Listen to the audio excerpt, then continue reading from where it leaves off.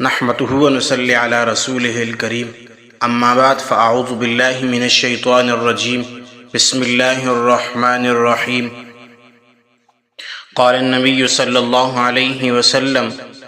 صيام يوم عاشوراء احتسب على الله ان يكفر السنة التي قبله او كما قال عليه الصلاة والسلام۔ نبی صلی اللہ علیہ وآلہ وسلم نے فرمایا کہ عاشورہ کے روزے کی برکت سے امید ہے کہ حق تعالی شانہ گزشتہ ایک سال کے گناہ صغیرہ معاف فرما دیں گے۔ عاشورہ کی حرمت و فضیلت پہلے ہی سے مسلم ہے، حتیٰ کہ بعض علماء نے فرمایا کہ محرم الحرام کی فضیلت کی ایک وجہ یہ بھی ہے کہ اس مہینے میں عاشورہ کا دن ہے، اور احادیث صحیحہ سے یہ بات ثابت ہے کہ زمانہ جاہلیت میں قریش مکہ بھی عاشورہ کا بہت اہتمام کرتے تھے، اس دن روزے رکھتے اور اس دن خانہ کعبہ پر نیا غلاف ڈالتے۔ پھر اسلام کے زمانہ میں خود رحمت عالم صلی اللہ علیہ وآلہ وسلم بھی اس دن کے روزے کا اہتمام فرماتے اور دوسروں کو اس کی ترغیب بھی دیتے۔ تو عاشورہ کا دن پہلے ہی سے محترم ہے۔ من جانب اللہ اہم ترین اور نہایت عظیم الشان واقعات اس دن رونما ہوئے ہیں۔ اللہ تعالیٰ کے حبیب صلی اللہ علیہ وآلہ وسلم کے محبوب نواسے سیدنا حسین بن علی رضی اللہ تعالی عنہما کے لیے بھی یہ بات باعث سعادت ہے کہ ان کی شہادت بھی اس عظیم الشادگار یادگار دن میں ہوئی، حالانکہ اسلام میں اور بھی اس سے بدرجہ زیادہ مظلومیت کے بے شمار واقعات ہیں۔ مثلا اسلام کی سب سے پہلی شہیدہ سیدہ سمیہ رضی اللہ تعالی عنہا کی شہادت کا واقعہ، اسی طرح سید الشہداء حضرت امیر حمزہ رضی اللہ تعالی عنہ کی شہادت کا واقعہ، خادم القرآن سیدنا عثمان رضی اللہ تعالی عنہ کی شہادت کا واقعہ انتہائی المناک ہے، اس کی نظیر دنیا میں کہیں نہیں ملتی۔ لیکن حضرت حسین رضی اللہ تعالی عنہ کی شہادت کو عام لوگوں میں زیادہ اہمیت اس لیے ہو گئی کہ وہ اس فضیلت والے دن میں واقع ہوئی۔ تو حضور صلی اللہ علیہ وآلہ وسلم اور صحابہ کرام رمضان کی فرضیت سے پہلے بھی عاشورہ کا روزہ رکھتے تھے۔ امام ابو حنیفہ رحمہ اللہ تعالی کے نزدیک رمضان کے روزے سے قبل عاشورہ کا روزہ فرض تھا۔ صوم رمضان کی فرضیت کے بعد عاشورہ کے روزے کی فرضیت ختم ہو گئی اور اس کا مستحب ہونا باقی رہا۔ لیکن یہاں یہ بات سمجھ لینی چاہیے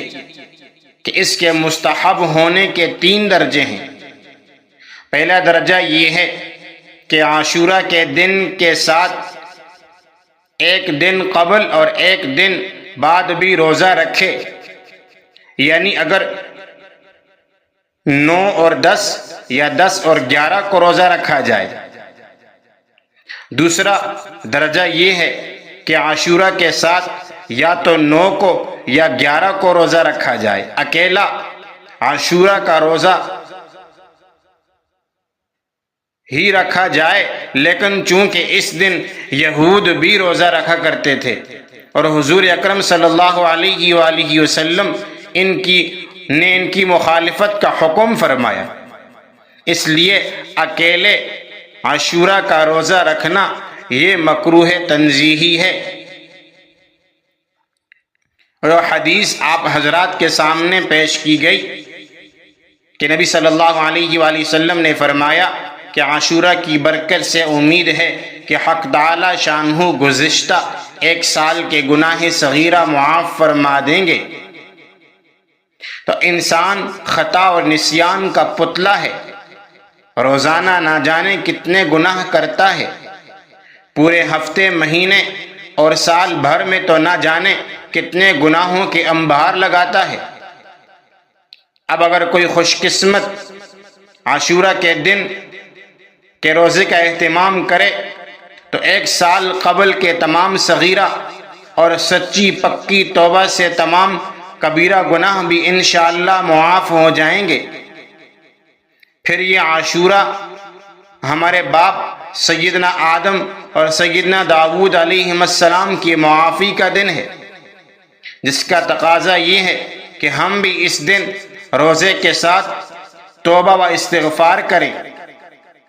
ایک حدیث میں ہے کہ 4 چیزوں کا حضور صلی اللہ علیہ وآلہ وسلم ہمیشہ اہتمام فرمایا کرتے تھے: عاشورہ کا روزہ اور عشرہ ذی الحجہ کے 9 روزے، ہر ماہ کے 3 روزے، اور فجر کی نماز سے پہلے کی 2 رکعت سنتیں۔ حضرت عبداللہ بن عباس رضی اللہ تعالی عنہما فرماتے ہیں کہ میرے علم کے مطابق رحمت عالم صلی اللہ علیہ وآلہ وسلم ماہ محرم اور یوم عاشورہ کے علاوہ کسی ماہ اور دن میں روزہ رکھنا رمضان کے سوا افضل نہیں جانتے تھے، لیکن علماء محققین فرماتے ہیں کہ حضور صلی اللہ علیہ وآلہ وسلم کے طرز عمل سے حضرت ابن عباس رضی اللہ تعالی عنہما نے یہی سمجھا کہ عاشورہ کے روزے کی فضیلت دیگر تمام نفل روزوں سے بڑھ کر ہے، حالانکہ عرفہ کے روزے کو عاشورہ پر